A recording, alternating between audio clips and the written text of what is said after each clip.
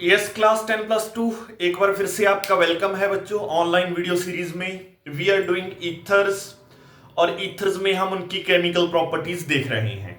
Chemical properties भी वो वाली देख रहे हैं जो उनके पास अल्काइल और अराइल ग्रुप्स हैं, जो इथरियल ऑक्सीजन से अटैच्ड हैं, उनके कारण जो रिएक्शंस हो रही हैं। अगली रिएक्शन है oxidation of ethers and formation of peroxides. Let us see second.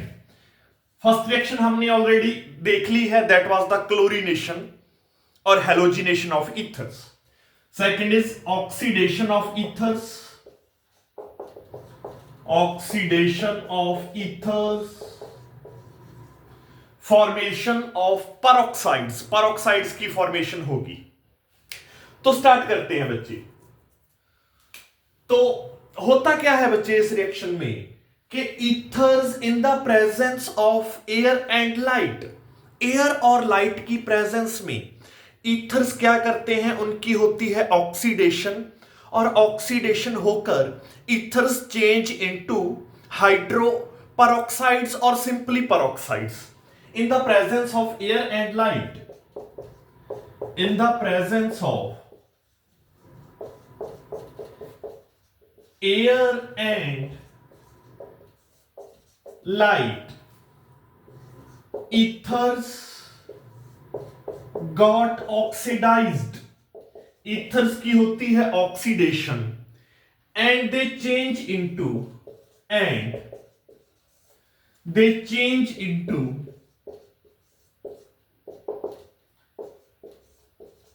hydroperoxides or simply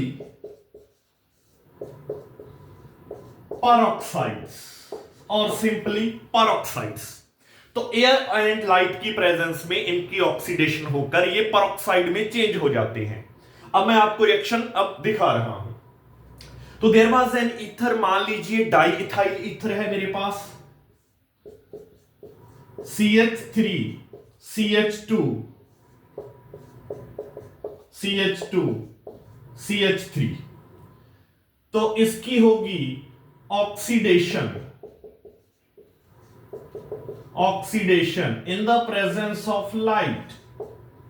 oxidation मतलब एडिशन ऑफ ऑक्सीजन, और जो ऑक्सीजन का ऐड होना है वो ये इथरियल ऑक्सीजन के जो साथ वाली कार्बन है इसके ऊपर ऑक्सीजन ऐड होगा। जो ऑक्सीजन का ऐड होना है, यहां आप चाहे इसको ऐसे लिख दो, चाहे आप इसको ऐसे लिख लो, ether plus oxygen in the presence of light, oxidation in the presence of air and light. तो जो ऑक्सीजन का इसका ऐड होना है ये इथरियल ऑक्सीजन के साथ वाली कार्बन पर ऐड होना है। तो ये बन जाएगा कुछ इस तरह compound, CH3 CH OOH oxygen CH2 CH3। तो दिस टाइप ऑफ मतलब इथरियल ऑक्सीजन के साथ वाली कार्बन के ऊपर ऑक्सीजन का एडिशन हुआ है, तो this is the formation of A peroxide. ये पेरोक्साइड की फॉर्मेशन हो गई है। तो ऐसे ऑक्सीडेशन होकर पेरोक्साइड्स या हाइड्रोपेरोक्साइड आप बोल दो इनको, बनते हैं ईथर्स के। और याद रखना बच्चों, साथ में इन्होंने कुछ और पॉइंट्स मेंशन किए हुए हैं कि ये जो पेरोक्साइड्स बनते हैं, these peroxides are unstable at high temperatures. High temperature के ऊपर पेरोक्साइड अनस्टेबल होते हैं। Peroxides are unstable at high temperature.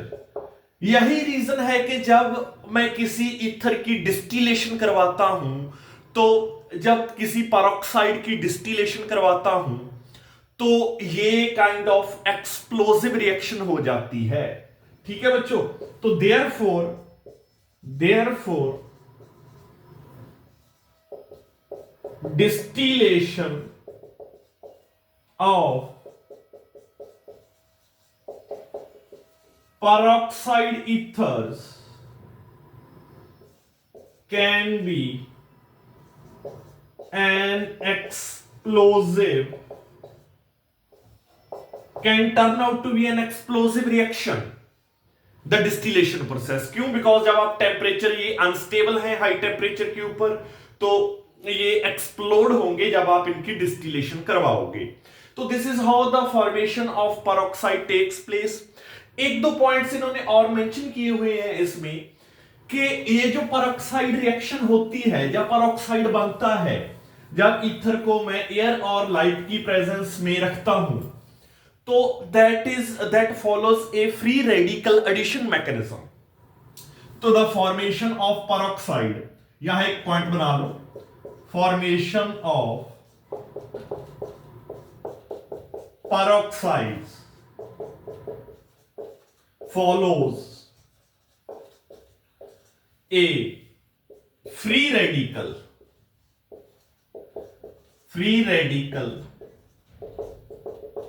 addition mechanism. Free radical addition mechanism follow करता है formation of peroxide.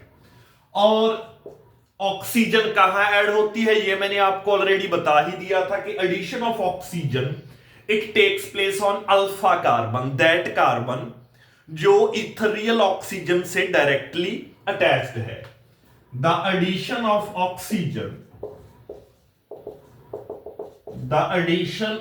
Oxygen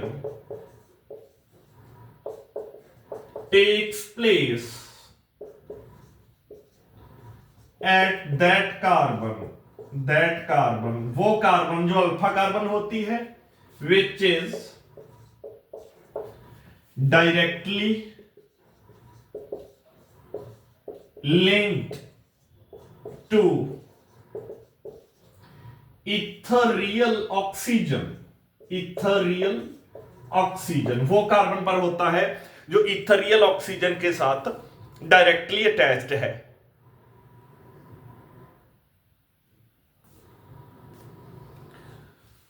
Yes, so this was all about the formation of peroxides when ethers are subjected to air and light. तो उनकी oxidation होती है, peroxides बनते हैं. अगर peroxide ज्यादा अमाउंट में है तो उनका डिस्टिलेशन प्रोसेस है तो वो एक्सप्लोजिव हो जाएगा. उसका रीजन यही है कि peroxides are unstable at high temperature. They are unstable at high temperature, तो it will be an explosive reaction. तो free radical addition mechanism follow होता है during the formation of peroxide. तो यहां मैं इस केमिकल प्रॉपर्टी को एंड करता हूं. इसके बाद एक केमिकल प्रॉपर्टी इस लेक्चर में और इंक्लूड कर रहा हूं, वो है reaction of ethers with phosphorus pentachloride, और आपके अल्काइल क्लोराइड्स बनते हैं. लेट अस सी. यस बच्चों, तो थर्ड केमिकल प्रॉपर्टी डिस्कस करने जा रहा हूं अब मैं आपके साथ ईथर्स की. ये है reaction of ethers with PCl5, that is phosphorus pentachloride. तो when an ether is heated with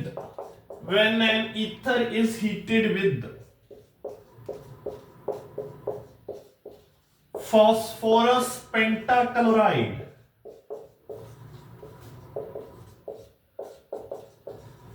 there is the formation of chloroalkanes take place. Chloroalkanes की फॉर्मेशन होती है बच्चे, जहां अल्काइल क्लोराइड्स की फॉर्मेशन होती है. Formation of chloroalkanes takes place. Formation of chloroalkanes. और ये जो रिएक्शन है, अब इसको किस कैटेगरी में रख सकता हूं? ये रिएक्शन इन्वॉल्व करती है the cleavage of carbon oxygen bond. ये इथरियल ऑक्सीजन और कार्बन का बॉन्ड ब्रेक होता है यहां. दिस रिएक्शन इन्वॉल्व्स द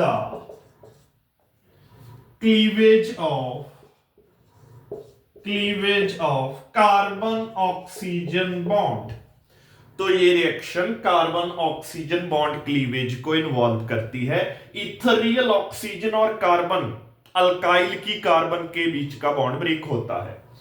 तो देखते हैं फास्फोरस पेंटाक्लोराइड के साथ रिएक्शन। तो अल्काइल हैलाइड्स या क्लोरोअल्केन्स बनाने का बहुत अच्छा मेथड है ये। मान लीजिए मैंने डाई इथाइल ईथर ले लिया, di ethyl ether, this is my di ethyl ether. इस डाई इथाइल ईथर को जैसे ही मैं PCl5 के साथ रिएक्ट करवाता हूं, ट्रीट करता हूं, तो मैं क्या देखता हूं, मेरे पास 2 मॉलिक्यूल्स ऑफ इथाइल क्लोराइड बनते हैं। 2 molecules of ethyl chloride plus phosphorus oxychloride की फॉर्मेशन होती है। प्लस किसकी फॉर्मेशन होती है? Phosphorus oxychloride, POCl3। तो दैट इज द मेथड बच्चे, that is the next chemical property, that was the third chemical property of ethers. इसमें carbon oxygen bond की क्लीवेज हो रही है और आपके पास अल्काइल क्लोराइड की फॉर्मेशन हो रही है। तो आप इसको नोट डाउन कर लेना। We will meet in next video lecture with some more chemical properties of ethers.